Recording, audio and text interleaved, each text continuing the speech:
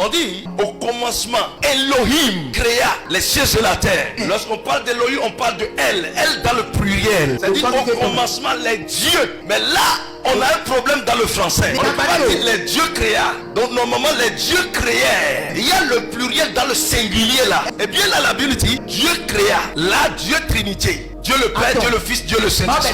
Et là, Dieu créa les cieux et la terre. La terre était informe et vide. Est-ce que Dieu peut créer quelque chose qui soit informe? On l'a dit que Dieu est parfait. Mais comment Dieu peut créer quelque chose qui sera informe, inhabitable? Il y a de l'imperfection là. Il y a un problème là déjà. Bibliquement et théologiquement, il y a... Et là, on dit l'Esprit de l'Éternel mouvait sur les eaux. Et là, il y a un problème encore. On dit l'Esprit de l'Éternel mouvait sur les eaux. Ça signifie quelque chose. Ça dénote quelque chose. Que l'eau existait avant le ciel et la terre. Parce que Dieu n'a pas créé ça. La Bible n'a pas notifié que Dieu a créé l'eau. Mais la Bible dit Dieu a créé les cieux et la terre. Ce que Dieu a pu créer, on voit ça dans le verset 3 qui dit Dieu dit que la lumière soit et la lumière fut. Mais Dieu n'a pas parlé de l'eau. La Bible nous parle de la terre. La Bible nous parle des cieux. La Bible nous parle de la lumière. Tout ce qui se meut sur la terre, la Bible dit que Dieu les a créés. Même jusqu'à l'homme. Il dit faisons l'homme à notre image. Une seule personne peut créer l'homme et dit faisons l'homme. Ça veut dire que Dieu dans sa Trinité a créé l'homme. Et je voudrais vous dire une chose. Dieu fait ces choses 3-3. Et lorsqu'il a créé l'homme, vous allez voir dans sa ressemblance pour connaître réellement que Dieu vit dans sa Trinité. L'homme a été créé par quoi? Corps, âme et esprit. L'homme est composé d'un trio. Lorsque vous lisez la Bible, vous allez voir que l'eau existait avant la création de la terre et du ciel. Ça veut dire que Dieu a créé certaines choses pendant des millénaires avant de venir créer maintenant la création. Il y a certaines choses qui ont une ancienneté sur la création. Et là, vous pouvez comprendre lorsque vous lisez Genèse chapitre 6. Verrez là que lorsque Dieu a détruit la terre avec le déluge, Dieu a gardé Noé. Et c'est dit Dieu a détruit la terre, mais il a gardé une partie. Et cette partie, à sa sortie, à la fin du déluge, ça veut dire que Noé a fait une offrande, a bâti un autel. Et quand Noé a bâti l'autel, Dieu dit, il dit plus jamais je ne détruirai plus la terre avec de l'eau. Cela sous-entend quoi? Il y a eu déjà des destructions de la terre avec de l'eau et ce n'était pas la première fois. Ça veut dire que l'eau existait. L'eau a déjà accompli plusieurs choses, a déjà détruit. L'eau est un mystère.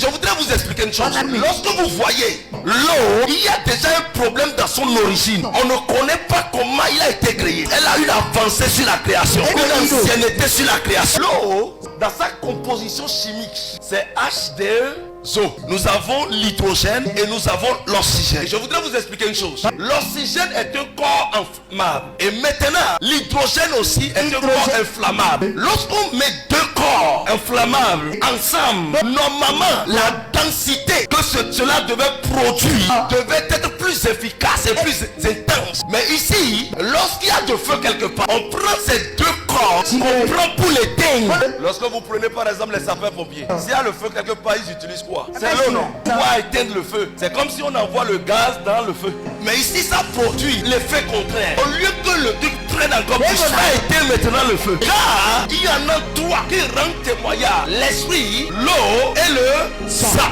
Plusieurs dans le corps de Christ auront de témoignages, mais des témoignages incomplets. Vous recevez toujours de Dieu les deux tiers de ce que Dieu a prévu pour vous. Pourquoi? Vous faites usage du sang, vous faites usage de l'esprit, mais vous ne faites pas usage de l'eau. Alors que tout témoignage vient de là. Beaucoup condamnent l'usage de l'eau. Beaucoup sont ignorants dedans. Alors que l'usage de l'eau intervient dans l'accomplissement des témoignages et des promesses de Dieu sur nos vies. L'eau a fait quelque chose, ce que plusieurs connaissent et ils démontrent. Il s'agit du piscine de Bethesda. La Bible dit à Jérusalem, au niveau du temple, il y avait derrière le temple une piscine. Et cette piscine est regorgée dans son entourage des patients, des malades de tout genre. Il y avait des aveugles, des paralytiques, des épileptiques, des possédés. Il y avait toutes sortes de personnes maladives autour de cette piscine. Ils attendaient le mouvement de l'eau pour entrer dans l'eau pour être guéris. Et là, au moment où cela se passait, la Bible dit qu'il y avait une fête et Jésus a fait le déplacement sur Jérusalem. Ce n'est pas la première fois que Jésus faisait son déplacement sur Jérusalem. Mais là, il allait dans le temple, mais il n'allait jamais derrière. Vous savez, la Bible dit l'Esprit de l'Éternel est sur moi. Il m'a oué pour libérer la captive, pour guérir les malades, pour annoncer la bonne nouvelle aux pauvres et pour proclamer une année de paix et de bonheur, une année de grâce sur les gens. Mais là, celui-là qui est le Créateur et qui a reçu le mandat de guérison